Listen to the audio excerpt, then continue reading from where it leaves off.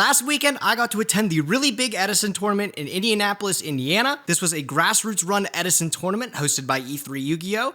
And I got the chance to participate in it, and I don't know if you can tell by in front of you, I had a pretty deep run. I got top 4 in this tournament with one of my favorite decks and one of my favorite formats. I got to play my Vayu Turbo deck, and I got to take it all the way to the semifinal. With the very existence of Time Wizard side events in jeopardy right now, I feel like I'm going to only be attending these Really Big Edison tournaments in the future. I genuinely had one of the best times I've ever been at an event, and I had a very awesome performance. I got to play against a lot of really skilled players, and I got to show that I know a thing or two. And I'm hoping to share with you guys that today. I want to show you guys the list that I took for the RBET in Indianapolis, and that I was able to cruise through with a 6-2 record in Swiss. Then I was able to take down top 16 and top 8, eventually losing the run out in top 4. But I had a lot of fun. I was on feature match a couple times, and I got to show off some of my pretty cards, and I got to talk to some people that just genuinely love this format. This Caius map, by the way, is done by yugioh, and it's friggin' fantastic. Look at this. It's Caius the Shadow Monarch, and he's holding brain control over there. Pulled off that play a couple times this weekend. And if after watching this video you decide to take this deck for a spin, you can too. You can feel the power of brain contribute Caius. This deck has given me a whole bunch of victories and a whole bunch of fun, and I'm excited to share with you guys today. All right, starting off with the namesake of the deck, we have triple Blackwing Vayu, the Emblem of Honor. You can use it plus a Sirocco in your graveyard to be able to go into Armed Wing, or it plus an Armed Wing to be able to go into Armor Master for free. Some really big monsters you're able to summon for essentially free, right? Not a lot of commitment into them. This card would seem like a brick, but the other card that you pair with it, Sirocco the Dawn, is anything but that. This card is really, really strong, just being a 2,000 monster that we can normal summon if our opponent controls a monster and we don't. That beats anything normal summonable in the game. Matches like Gene Warwolf, I guess, but this card's really, really crazy. It can get over most normal summons. If you're playing second, it's a very powerful turn 1 play, and it also is a card that you'll see has the perfect stat lineup to be able to pair with Deck Devastation Virus. These cards together, plus the addition of Gale the Whirlwind, makes the Blackwing package. There's a level 3 tuner with a powerful effect to be able to have the attack of an opponent's monster permanently. This card on its own gets over things like Stardust Dragon very easily just by itself. Paired with a Sirocco on the field, we can make a powerful level 8 Synchro. Unlike a traditional Blackwing deck, this is the only 7 that you run here, just essentially the good stuff. Traditional Blackwing decks you'd see around this time play things like Shura, Black Whirlwind, and cards like Kalut. That's it for the Blackwings. The next part of the deck that we could talk about is the Warrior section. We have 2 Armageddon Knights, as well as 2 Dark Greffers. These guys are our main way to be able to get Darks into the graveyard. Dark Greffer, if we can pitch one, it sends one from deck to graveyard. Armageddon Knight, just on summon, sends one from deck to graveyard. These guys are centerpieces of the deck. These are cards you wouldn't typically see in that traditional Blackwing deck, but you're gonna see them in this Vayu Turbo version because they fit perfectly into our strategy. After that, one of the most notorious engines in Edison format, we're playing 1 super nimble Mega Hamster and a play set of Raikou Lightsworn Hunter. Generally considered one of the most powerful turn 1 plays in the game. Just being able to set this is very commanding. It forces your opponent to play a certain way if they'd like to respect it. Mega Hamster's at 1 because it's a great way to be able to pick up Raikou. Kind of has a mind game where if your opponent can't get over it, if they think they can get over Raikou, they might summon like a weaker monster, attack into Mega Hamster, and then take more damage because this thing has 1,800 defense. This deck plays a couple of pretty cool boss monsters in the main deck, things that we're able to summon or weave into our strategy. Caius the Shadow Monarch is one of the most powerful tribute summons in the game. 2,400, a lot of things are really shaped around this guy's stats. Its effect is a genuine game changer, being able to banish anything on the field. This takes care of most threats in the game. So we play 2 Caius the Shadow Monarch to pair with them. We also have the Chaos Sorcerer. We're going to be using Raikou plus any Dark, of which there's many in the deck to be able to summon the Chaos Sorc. This card's at 1, but with turn player priority, you're able to banish a monster face up, can end up trading really easy. Again, it's a card for Deck Devastation Virus, and if he just sticks around for more than a turn, banishing more than one thing, he's gotta fucking shit up. We also have Gores, the Emissary of Darkness, another iconic card from this format. One of the most testing skill gaps in this format is understanding when and when not to play around Gores. This copy, yes, it is an unlimited Retro Pack 2. If you know, that is extremely rare, very, very rare. This is a grail considered to most people. I got this off of the Ruxin34. He has a crazy story of how he got even in touch with this thing. I'm happy that it has found my way into my favorite deck. I get to enjoy it with my favorite format. Beautiful looking card. Thanks, Ruxin. And the last card, of course, we cannot omit the Dark Armed Dragon. Requiring just 3 darks in the graveyard, this deck has the unique capability of adjusting its graveyard a lot with things like Vayu itself being able to banish 2. Plague Spreader, you'll see, can come back from the graveyard. Necro Garna can move itself away. In my last deck, I showed you guys the secret first copy I have. I got this ultimate rare copy actually from Steve Kangas of commentary fame. This is fresh from the pack. He got this from Bounty Packs when he was a bounty at Vegas. So I'm happy to have it in my hands now. Thanks, Kangas, for the hookup. It's made for a perfect inclusion in the deck. That's it for the boss monsters. These guys are power plays when you're able to put them on the field. Gorge especially is something I cannot stress enough. You have to respect in this format because it can shape a game even. It can change the course of it. All right, and the last part of the deck is the little accoutrements. These are little doodads that you get to play that you typically, again, wouldn't see in regular Blackwing. We have Plague Spreader Zombie here as the best level 2 tuner in the format, I think by far. Able to return a card from our hand to the top of the deck, we can summon this back. It's a dark, so we can dump it off Armageddon and Greffer, and it makes a level 6 synchro, which is things like Bryonic, Goyo Guardian. I have a green copy here I've shown off a couple times on the channel. Looks beautiful in this light. I have a copy of Necro Gardener. Really, really cool to be able to mill off of something like Armageddon Knight or Greffer, right? If Greffer can live on the field more than one turn and you have multiple targets to pitch from hand with it, sometimes it just spells the end of the game. That is so much advantage you have rolling so quick. I played Spear Reaper because I just like him, I'm gonna be honest. A lot of people that end up playing this deck have cut this guy in favor of just some other trap cards and stuff, but I like him enough that I wanted to play him. He's a level 3 monster that can't be destroyed by battle. Sometimes if you set him in this deck specifically, people might think it's Raikou, and if they play as if it's Raikou, they get stopped by the Reaper. It's a completely different way of like interrupting that. Notably against like something like Gigaplant, which goes super wide. They can set up Stardust Dragon, Titanial, all these things to like thwart Raikou super easy. If they attack into Reaper, we might just be looking at each other for a couple turns. They have to find a different way around it. Of course, getting from the hand actually happens a lot. Again, if your opponent doesn't put anything on the field to read a Raikou, sometimes you can just flip some in the Reaper and then get a free attack in, maybe pitch an important card. And then also if he lives, you can pair him with Armageddon Knight and Plague Spreader to make a level 9 being Mistworm. I think that's really cool. After playing the tournament this weekend, I played so much Vayu Turbo, which in the mirror match, this card is not that fantastic that I'd probably consider cutting it again. But like I said, I just really like him. I'm glad I got the chance to shove him in my deck. And he had some all-star moments. I think he pitched a lot of cards from hand. Last monster in the main deck is Card Trooper. Fits perfect in here, able to mill 3 for cost, gets up to 1900, so it gets over things like Shura, it gets over things like a Mega Hamster, and then when it dies, it also draws a card, so it can trade evenly with Raikou. Awesome card. I like the fact that this is printed in the super rare for the YCSs. I think that kind of gives it a breath of fresh air, but I have an original duelist pack copy here, and he looks pretty handsome. That's it for the monsters, right? A nice little kind of hodgepodge of everything together. This is really like, if you've watched the most recent episode of MasterChef, this is what I think exemplifies good Yu-Gi-Oh, right? Just playing a whole array of really iconic, powerful cards, and making decks out of it, making fun things. Not everything is like a build-it-yourself, guided adventure by just playing whatever archetype you're given. Sometimes the coolest strategies are the ones that are just thrown together, the mixes and mashes. Next up, we're moving to spell cards. We have a whole bunch of one-of spell cards, which is really cool because you typically don't see that in today's game. But there was a lot of cards that were just put at 1, and they're kind of what they're called staple back in the day, right? You'd see them in every list because they're just that splashable. One of those cards is, of course, Heavy Storm. Being able to destroy all magic and trap cards on the field. This card is very, very scary in this format. A lot of people get blown out by Heavy Storm, sometimes even respecting it turn 1 by not setting too much so you just don't get completely destroyed by it is a good strategy. I've got a nice super rare first edition copy here. Can't wait for this to come back to the TCG. I think that'd be pretty cool. I don't know what we're waiting on, honestly. Burial from a Different Dimension is an insane quick play spell card in this deck because it's able to return 3 monster cards that are removed from play and put them in their owner's graveyard. Notably, Vayu banishes itself and the material acquired, so that's 2 material already. Plague Spreader banishes itself after it leaves the field. Things like Necro Gardener you can use again. This card is so powerful. A lot of games get won with this thing off the top. It also opens up a lot of OTK line. This is brain control. This is the proper brain control, the one that is not errated. Pay 800 life points. You can take an opponent's monster until the end of the turn and do whatever with it. Had a really interesting game in my top 16 match where it came down to my opponent having a couple cards left in deck, and I had to look through their graveyard to see what I had to be worried about. Some notable things I had to be careful of is I had to be careful. He still had brain control in his deck. He still had Sirocco and Gores. And being able to understand that he still had access to those cards and effectively play around them, I think is what really helped me secure those victories. Another card we have is Allure of Darkness. Crazy to think this was a TCG exclusive back in Phantom Darkness with Dark Arm Dragon. This card's really exceptional in this deck, being able to go through and try to find those one-of important staple cards a little bit more often because those are the ones that can really swing the games. Replacing any dark from your hand typically doesn't matter. You can get rid of a dead Vayu, see it later with Burial, or if you get rid of a bigger monster, you can summon it back later with Return. I also love popping spells or traps. Mystical Space Typhoon, quick play spell card. At 1, a lot of aura with this card here, able to do a lot of fancy things. Did you guys see the new support for this thing too?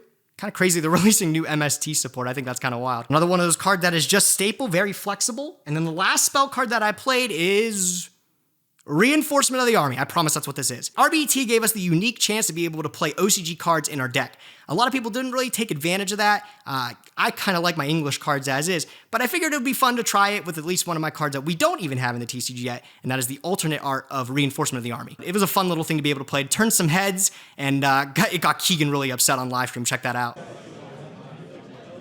Oh, it's Rhoda. That is the worst card I've ever seen in my life. Can we switch off this camera real quick? Can we go back to the? Do you have the Alestrals deck? Bring that up. Bring that up. Just so he can't. We don't have to look at that.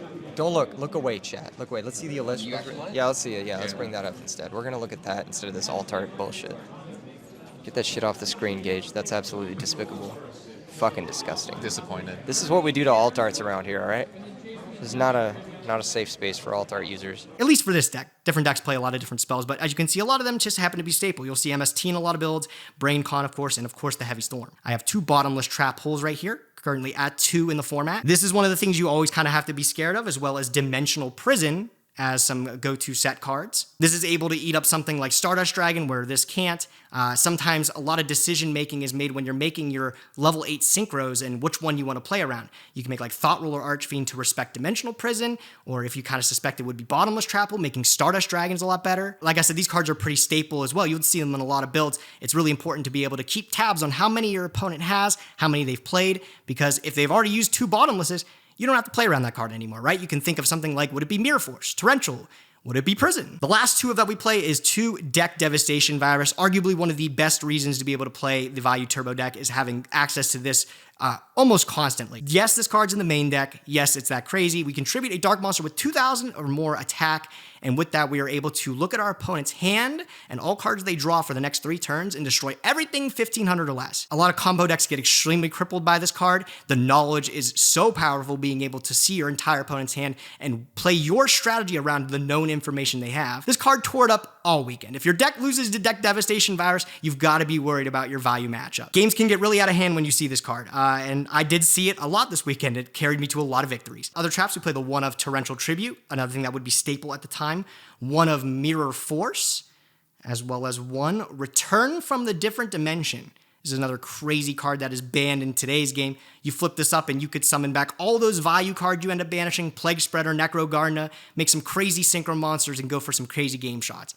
I won my top 8 match in particular strictly from this card. I was able to kill on turn 3 after a really aggressive turn 1 setup with Greffer. It was awesome. It got there over there with like exactly enough damage with Colossal Fighter. It was kind of sick, man. I kind of got it like that. Last card is also one of the most powerful of the format, Trap Dust Shoot. A lot of people say games are completely morphed around this card, like the win rate shoots up super high if you see this turn 1 and your opponent doesn't, getting free access to information in their hand and being able to shuffle back arguably the first play that would make sense in their hand is so powerful. That's the 40 card main deck. Now let's move on to the extra deck. I got to rock my Oshi Miwa Bell. I took her to the event and she led me to victory. I'm convinced this is the only reason I was able to do that. By the way, nobody said anything about the sleeves all weekend, so I don't want to hear it. Nobody say anything in the comment section. I'm not listening. For our Blackwing package, we play 1 Blackwing Silverwind the Ascendant. We're not actually raw making this guy. We're only using it with Vayu. If we go through the Vayu Conga line and we have Armor Master in the graveyard with Vayu, we can banish that and Vayu to be able to summon this guy for free. 2,800. This happens a lot, I promise. We play 2 Armor Master, speaking of the lad here.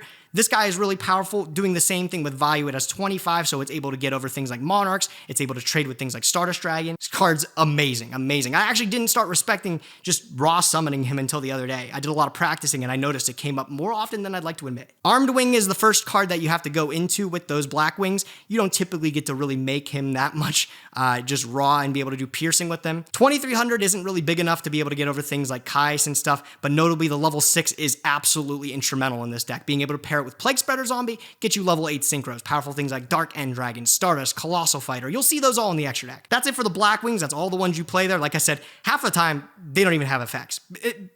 70% of the time, You don't even need to read the card. You just need to see the stats. Let's set this up over here. Let's get these moving over here.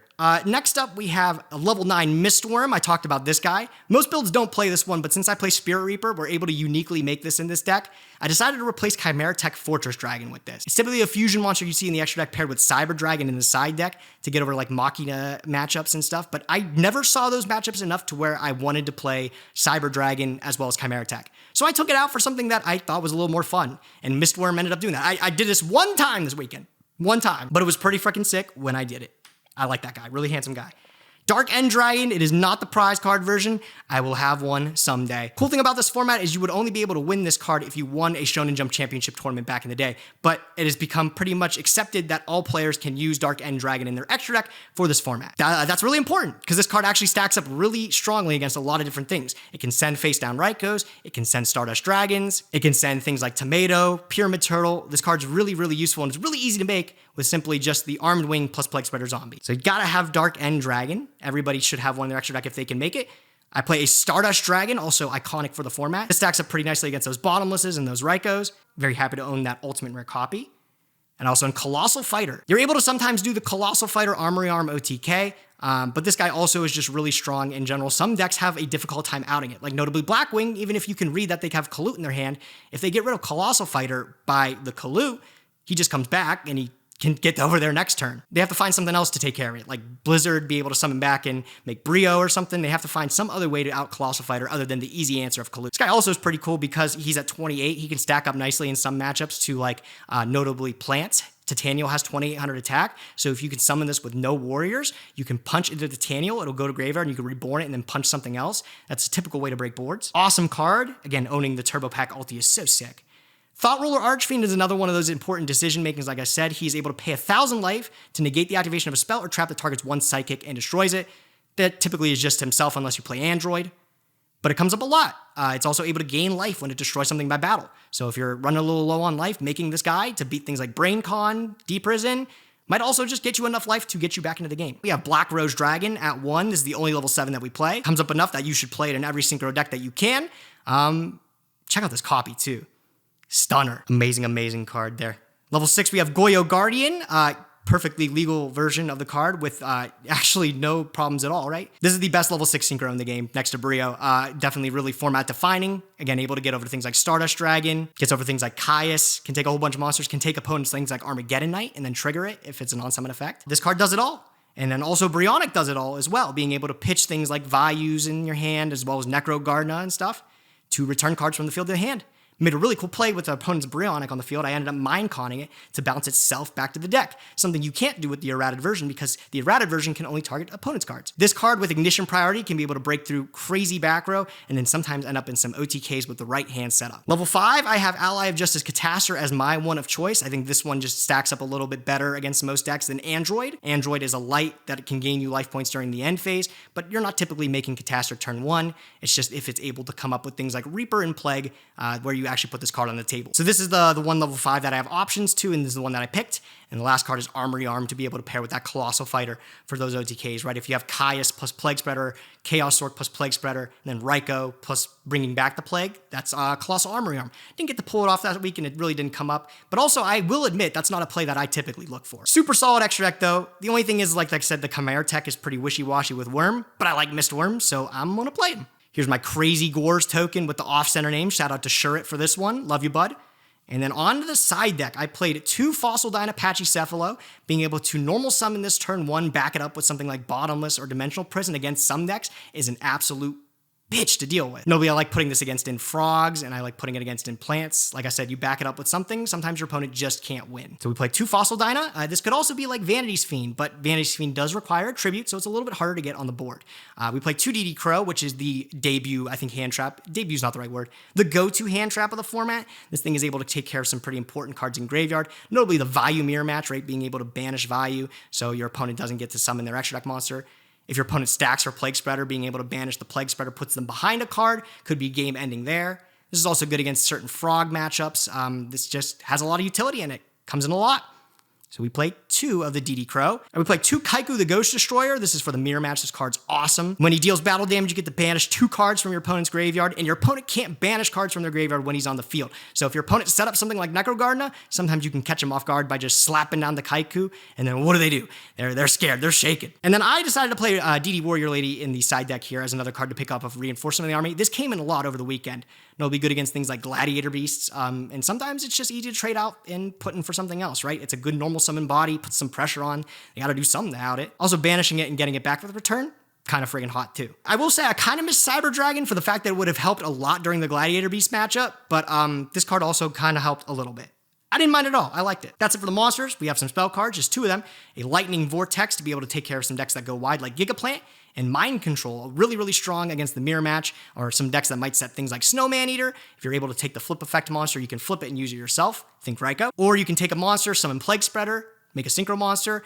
Very, very powerful card in the game 2 and 3 against the right deck. And then a couple trap cards we play. We play 2 of Royal Oppression, which behaves super uniquely in this format, but it is really disgusting. Our deck in particular doesn't get thwarted by this. Vayu is not once per turn, so if we activate Vayu and they Royal Oppression it, we can just do it again. So there's no reason to ever Oppression it, making it so that we have access to some of the biggest beaters with this not stopping us at all. But this card can definitely destroy some of the top strategies in the game. Think frogs and stuff, summoning Substitute and tributing it off, chaining Royal Oppression to that. If they don't have an answer to it, that could literally just end their turn, sometimes the game. Also really good against plants with something like Lone Fire Blossom. They're both in the side deck because I feel like the matchup spread is something, I don't know if you expect to see those combo decks as much. I played so much Vayu mirror matches this weekend. I'm thinking like 5 Vayu matches, 2 Black Wings or something crazy like that, where Royal Oppression is not good against that matchup. So I think it's definitely more well placed into the side deck along with things like Fossil Diet, right? Play 2 Dust Tornado as some good back row removal. This comes up a lot in GBs. Terrified of a card like Ancient Forest against this matchup. Gotta have some back row removal for some wacky stuff too, maybe Chainburn or whatever. Comes in a lot, you'd be surprised. Good card. And then I play a Mask of Restrict, also able to take care of that frog matchup and things like Lone Fire Blossom, able to stop those Monarchs. Never ended up seeing it. I just play the 1 of. I was hoping to draw it every now and again. Never did. But it's a cool card. And I have it in first edition. Why not? The last card in the side deck is Solemn Judgment. It's a card that's at 1, but I choose not to play it in the main deck because sometimes you're not going first. And if you're setting it second, it's a little awkward, right? Like sometimes you want to be in control of when you want to activate this card, maybe setting it with things like Royal Oppression to protect it from things like MST. So I found it coming in from the side deck a lot more on certain type of matchups, certain type of times where I'm going first. I definitely think I like it a lot more in the side deck. I'm able to put something else in, like another Deep Prison, where I don't have to spend a massive amount of life to use it. That's my 15 card side deck. There's a lot that I would change with this though, like I said, because of all the matchups that I played, normally so many Vayu matchups, I think I would change a couple cards with this. I think Cyber Dragon has to make it in. And of course, it'd be criminal to play Cyber Dragon and not Chimera Tech, but I get it now. I think after this event, I understand why people play it. 2100's a lot. So I think the Cyber Dragon makes sense. This is the side deck I've been actually most happy about recently. I ended up using all the cards over the weekend. There's not a single card in here that I didn't side in.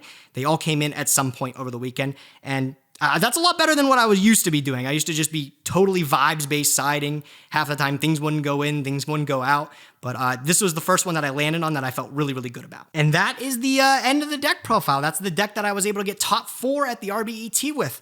I love this deck so much. If you couldn't tell, all the cards are maximum rarity because I'm very passionate about this format, and it's given me the opportunity to be able to collect these cards and actually get to use them. I think that's really special. Collecting cards nowadays can feel completely different, dare I say. I think it feels really bad.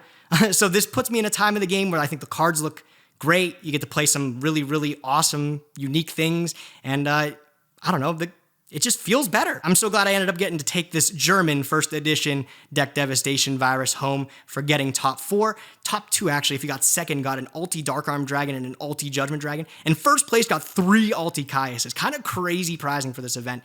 I was so close, so close. But this is handsome anyways. I'll find something for this. Pretty cool prize support. The mat itself is also really sick. I've gotten a lot of compliments on this bad boy. Huge shout out to Keegan, E3 Yu-Gi-Oh, and the entire RBET team for holding a great event over the weekend. I'm so glad I got able to attend, and hey, I'm really damn glad I got to do well too. I made sure afterwards I thanked all the judges. Be sure to thank your judges for any event they do it. It's a very thankless job, very hard thing that they have to do, handling a lot of people like that. But they did a fantastic job, and it's got me amped to attend the next one. Shout out to all my opponents over the weekend. Everyone was great. I had such a fun time bantering with everybody, and I got to learn a lot of people's story. And I hope that I was a pleasant opponent to play against, you know? Like, comment, and subscribe. Maybe I'll do more Edison content. Would you guys want to see that? Let me know down in the description below, right? Do you guys want to see more fake format content? Because This format's not gonna exist tomorrow, bro. It's probably over. Career's dead. Regardless, until they kill me, I'll keep playing the cards, I guess. So, thanks E3, thanks RBT team. Looking forward to the next one. Does anybody use YouTube Music? It comes with premium. Never touched it. I still have a Spotify subscription. I never use it, but I use I mostly listen to CDs anyway. CDs. CDs, nice. Oh my, you this guy, bro.